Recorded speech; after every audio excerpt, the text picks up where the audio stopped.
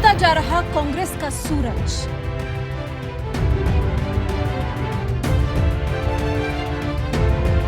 क्या सच में कांग्रेस मुक्त हो जाएगा भारत?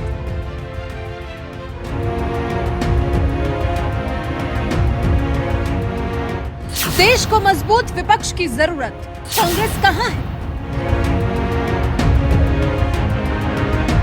आपको याद हो तो अभी हाल ही में पुणे में एक कार्यक्रम में केंद्रीय मंत्री नितिन गडकरी ने कहा था कि वो दिल से चाहते हैं कि कांग्रेस मजबूत हो, पार्टी से निराश होकर नेता पार्टी का साथ न छोड़ें। ऐसी अपील की थी केंद्रीय मंत्री नितिन गडकरी ने। आखिर क्यों बीजेपी के नेता को कांग्रेस से इस तरह की अपील करनी पड़ी? शायद इसलिए क्योंकि किसी भी देश के लिए एक मजबूत विपक्ष होना भी उतना ही जरूरी होता है जितना सत्ता पर बैठने वाला। लेकिन लगता है जैसे कांग्रेस की तो विपक्ष बनने की, या फिर यूं कहें कि राजनीति में बने रहने की ही दिलचस्पी खत्म सी हो गई है।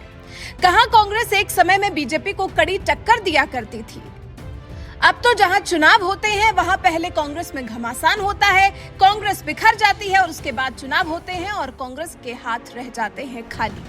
पार्टी का G23 वैसे ही पार्टी के लिए चिंतित नजर आता रहता है और अब तो पार्टी के युवा भी पार्टी से मुंह फेरते हुए दिखाई दे रहे हैं। अभी जब इस साल के अंत में गुजरात में विधानसभा चुनाव होने वाले हैं, उससे पहले आप पार्टी के खिलाफ हार्दिक पटेल की धमकियां तो सुन ही रहे होंगे। भाई, पार्टी के युवा नेता हैं, लेकिन ऐसा लग रहा है जैसे पार्टी से मोह भंग हो गया है। गुजरात चुनाव से पहले कांग्रेस में उथल पुथल मच गई है। एक के बाद एक हार्दिक पटेल के बयानों और आरोपों से कांग्रेस में अंदरूनी हड़कंप मचा हुआ है। हार्दिक पटेल साफ कह चुके हैं कि प्रदेश नेतृत्व उन्हें परेशान कर रहा है। राज्य में कांग्रेस नेता चाहते हैं कि हार्दिक पार्टी छोड़ दे। यहाँ तक कि हार्दिक ने तो राहुल गांधी से भी इसकी शिकायत की, लेकिन फायदा कुछ भी नहीं हुआ। यही होता आया है कांग्रेस में कि कांग्रेस में कांग्रेस के नेताओं की ही बात नहीं सुनी जाती।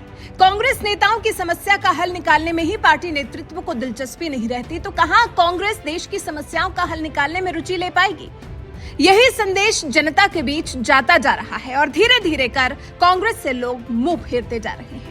3 साल पहले पाटीदार नेता हार्दिक पटेल ने कांग्रेस की सदस्यता ली थी। उनके पीछे आंदोलन से भरे जिग्नेश मेवाणी और जेएनयू स्टूडेंट पॉलिटिक्स से निकले कन्हैया कुमार भी आए थे। मेवाणी तकनीकी कारणों से कांग्रेस में शामिल नहीं हो पाए थे, लेकिन कहा यह जा रहा है कि आगामी चुनाव में वो पार्टी का हिस्सा हो सकते हैं। प्रत्याशी के तौर पर गुजरात चुनाव में उतर सकते हैं मेवाणी। वहीं सीपीआई नेता रहे कन्हैया कुमार ने भी कांग्रेस ज्वाइन की थी। अब इनका क्या रवैया रहता है, ये तो आगे आने वाले वक्त में ही पता चल पाएगा। सवाल ये कि कांग्रेस देश की राजनीति में बनी भी रहना चाहती है और करना भी कुछ नहीं चाहती, लेकिन आज के दौर में बिना युवाओं को साथ लिए, बुजुर्गों को नाराज करके कैसे कांग्रेस की गाड़ी आगे बढ़ पाएगी? पिछले कुछ दिनों में जिग्नेश, हार्दिक और कन्हैया जैसे युवा नेता पार्टी से जुड़े तो हैं, लेकिन इनका रवैया देख, साथ ही कांग्रेस नेतृत्व का रवैया देख कहा नहीं जा सकता कि ये कब तक पार्टी के साथ रहने वाले हैं। कांग्रेस की ब्रिगेड में अपने ही कुछ दिग्गज युवा नेता ऐसे हैं जो पार्टी से नाराज चल रहे हैं। मध्य प्रदेश की राजनीति का बड़ा चेहरा माने जाने वाले, एक वक्त में राहुल गांधी के सबसे करीबी रहने वाले ज्योतिरादित्य सिंधिया ने बीजेपी का दामन थाम लिया और कितना अच्छा कर रहे हैं बीजेपी में रहकर। फिर राजस्थान में भी हलचल बहुत ज्यादा है। सचिन पायलट काफी लंबे समय से अशोक गहलोत सरकार से परेशानी का मुद्दा उठाते रहे हैं, लेकिन मजाल है कि नेतृत्व के कानों पर जूं तक रेंग जाए। कांग्रेस की अंदरूनी रस्साकशी इतनी ज्यादा बढ़ चुकी है कि एक के बाद एक राज्य से चुनाव हाथ धोती चली जा रही है। अभी हाल ही में पंजाब में क्या क्या हुआ है सबने देखा है। पंजाब में अपनी अच्छी स्थिति को कांग्रेस ने अपने हाथों से ही बिगाड़ लिया। बिगाड़ा क्या, अब तो पंजाब ही हाथ से चला गया। अब कांग्रेस की पंजाब में कभी वापसी हो भी पाएगी या नहीं, कुछ नहीं कहा जा सकता। अब जब बीजेपी का विपक्ष ही खत्म हो गया है तो फिर बीजेपी का तो रास्ता साफ ही है। देखिए ना, बिहार, ओडिशा में कांग्रेस इकाई में बदलाव की जरूरत है। झारखंड, जम्मू और महाराष्ट्र में भी कांग्रेस को लेकर असंतोष बढ़ रहा है। राजस्थान में सचिन पायलट बार बार आलाकमान से मिलने के लिए वक्त मांग रहे हैं। लग रहा है जैसे अंदरूनी कला ही पार्टी को खत्म कर दे रही है।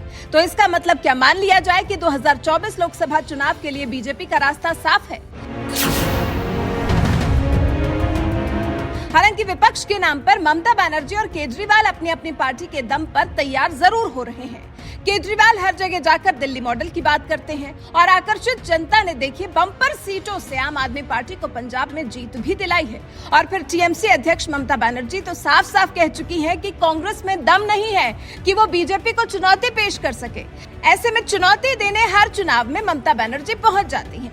यूपी के वाराणसी जिले में भी तो अखिलेश का समर्थन करने पहुंची थी, लेकिन ये छिटपुट पार्टियां साथ आकर भी मजबूत विपक्ष के तौर पर खुद को पेश नहीं कर सकती।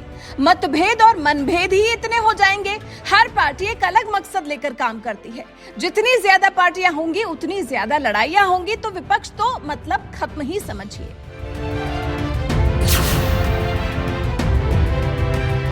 क्योंकि युवाओं के बाद G23 के नेतागढ़ भी तो है ही।